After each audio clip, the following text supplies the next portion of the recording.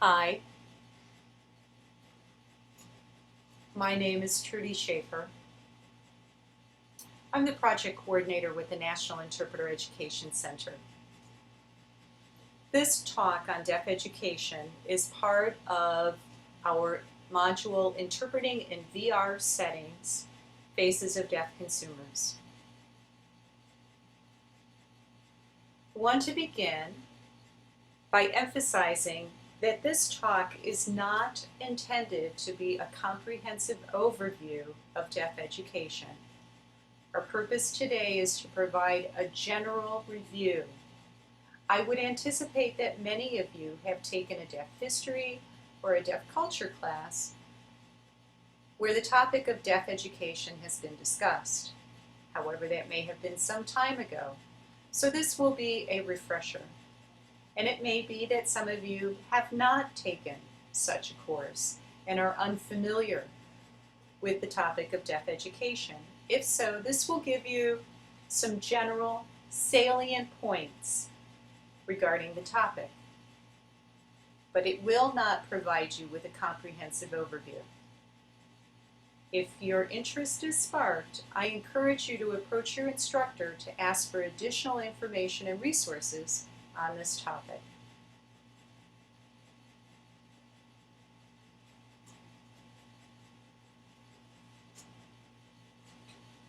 Deaf education did not originate in the United States. There was an American, Thomas Gallaudet, who was from Hartford, Connecticut, and was interested in establishing a school for the deaf, but there were no models here.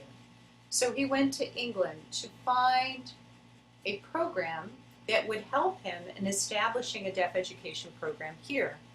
At that time in England, the approach to deaf education was an oral approach, and those schools that taught deaf children had a very proprietary interest in their methods and were unwilling to share. At that time, Mr. Gallaudet did hear about a program in Paris, France, which used sign language to teach deaf children. He studied their methods, and he invited one of the deaf men, who was an instructor there, Mr. Laurent Clerc, to join him in the United States to establish the first school for the deaf. The American School for the Deaf was established in 1817 in Hartford, Connecticut. Years later, in 1864, under President Abraham Lincoln, Gallaudet College was established.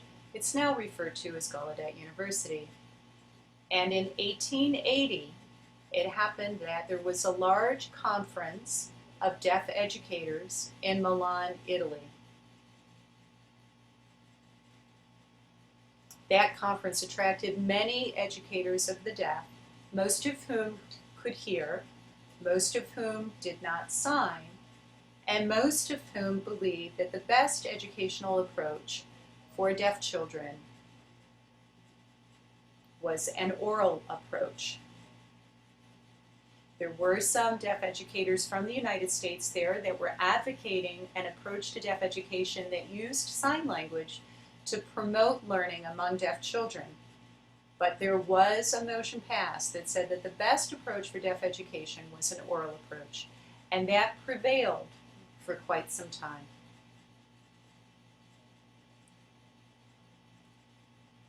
In the 1970s, almost 100 years after the Milan Conference, here in the United States, a federal law was passed entitled the Education of All Handicapped Children Act.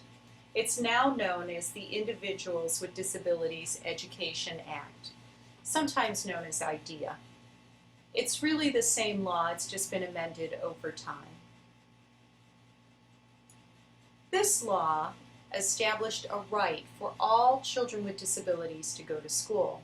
Prior to its passage, children who were deaf went to state schools for the deaf, children who were blind went to state schools for the blind, but children with other disabilities rarely went to school.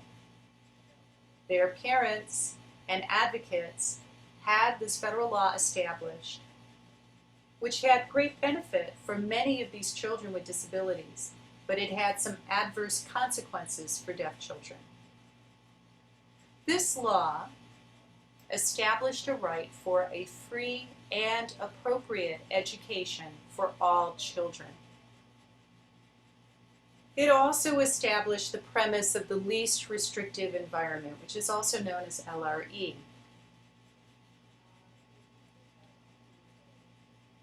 The policy here stated that for a child to be in a least restrictive environment, they should be placed in an educational setting with non-disabled peers.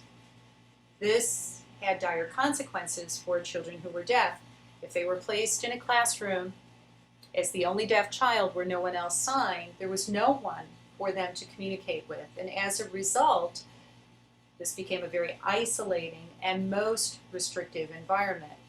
Conversely, if a deaf child attended a school for the deaf where the children and the educators all signed, this could be the least restrictive environment for them. However, many states that had referred children to state schools for the deaf began to curtail those referrals.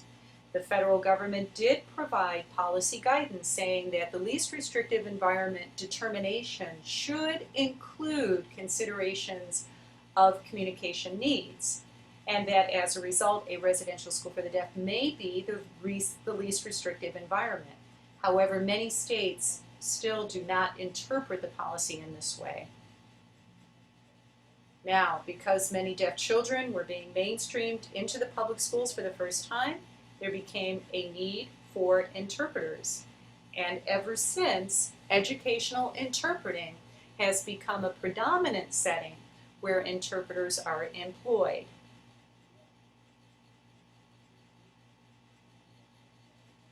Unfortunately, the Individuals with Disabilities Education Act did not establish any minimum standards of competence, did not require that educational interpreters be certified. And so as a result, many interpreters who work with deaf children are not competent.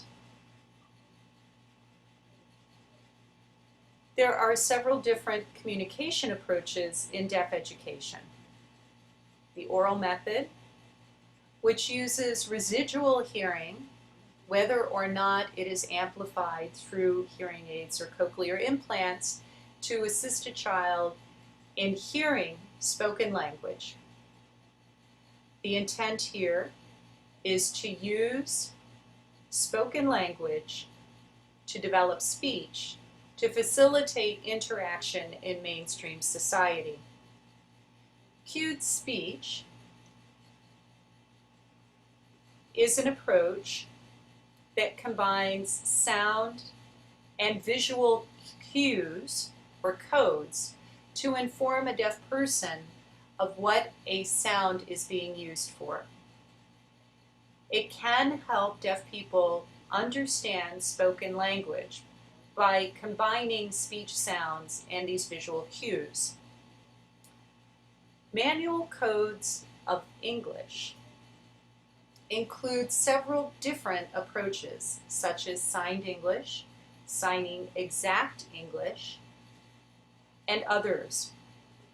These systems use invented signs to convey English vocabulary and grammar.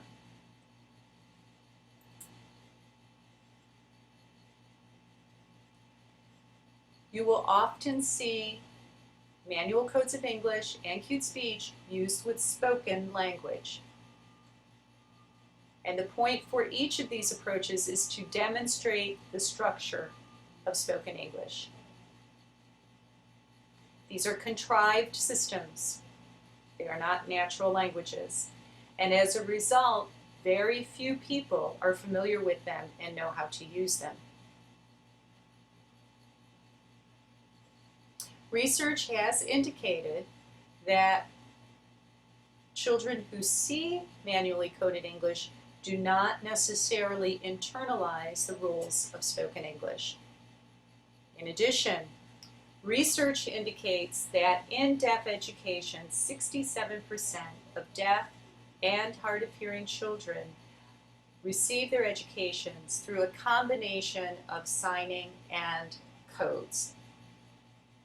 American Sign Language is the natural language used by deaf adults in the United States and in Canada. It has its own grammar, and it is not equivalent to spoken English.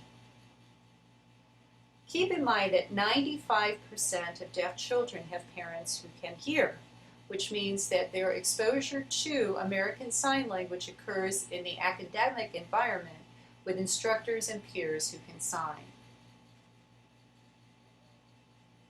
There are three broad approaches in deaf education. The first is a bilingual, bicultural approach. There aren't many programs that use this approach, and it mostly occurs in residential schools for the deaf, where American Sign Language is used as the language for instruction. English is learned as a second language through print. Total communication is an approach which combines spoken language and signs in academic instruction. And the oral approach uses residual hearing, either amplified or not, where children acquire spoken language. This approach does not use American Sign Language or manual codes for English. Deaf education occurs in a variety of environments. In the past, the state residential schools for the deaf were the only environment that deaf children attended, and their numbers are dwindling. They still exist, but it isn't as it was in the past. There are a few day schools for the deaf where deaf children are the only students, but they are rare. And these are day programs just for deaf students. Mainstream and inclusion programs include a variety of approaches. These are programs where children attend a local public school.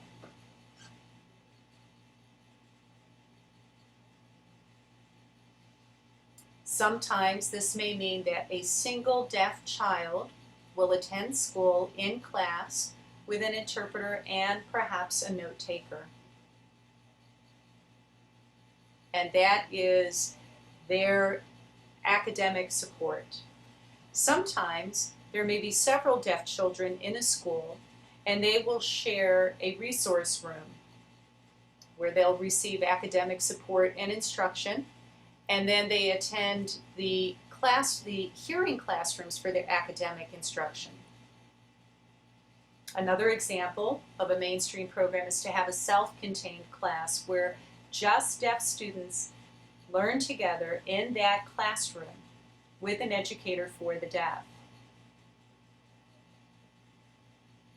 Those children may interact with their non-deaf peers, but in non-academic settings, for example, in the cafeteria, for gym class, or an art class.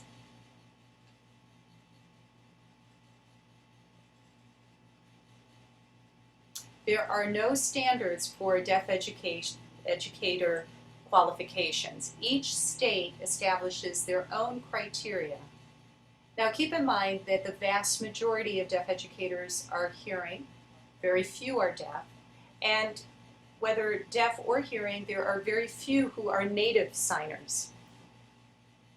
If you want to become an educator of the deaf, you have to pass a state examination that proves that you can teach. Those tests do not require a sign language proficiency component.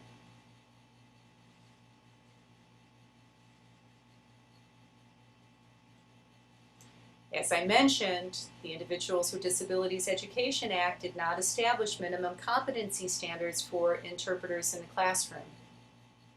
Now, as I said, once that law passed, many interpreters began working in educational settings, and some of them were certified and are competent, but many do not possess the necessary skills or certification. However, approximately 15 years ago, a new assessment was established, the Educational Interpreter Proficiency Assessment, or EIPA, which focuses exclusively on interpreters working in educational settings, And there are two approaches that the tests or the proficiency assessment measures. The first is programs that use manually codes of English or American Sign Language. And then the test is further refined to measure skills working with children K through 8 or those in the secondary setting. And many states have now adopted the EIPA as a standard for their educational interpreters. Now, individual states can determine the minimal level of competence. There are several levels within the EIPA. Some states have determined that an interpreter must be at a level 4 or above. Some others have chosen 3 or less.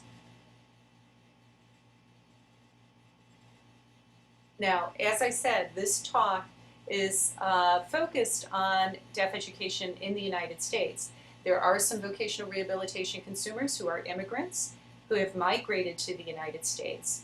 So their background may be very different. There are some countries in Europe that offer deaf education options such as we have, schools for the deaf, day schools, programs that use American Sign or use sign language or oral approaches. But in developing countries, there are fewer options for those children. And unfortunately, there are some countries where deaf education is not even an option. So when you work with a vocational rehabilitation consumer, think about what their potential educational background may be. You may want to ask, where did they go to school? That will give you some information about whether they use ASL or use manual codes of English in academic settings. That will let you know if they've seen interpreters in action or not. And that can help you plan your approach for interpreting success. Thank you for your attention, and I hope that this review is helpful when thinking about the educational background of vocational rehabilitation consumers. If you want additional information, here are some resources that you can explore or contact your instructor. Thank you.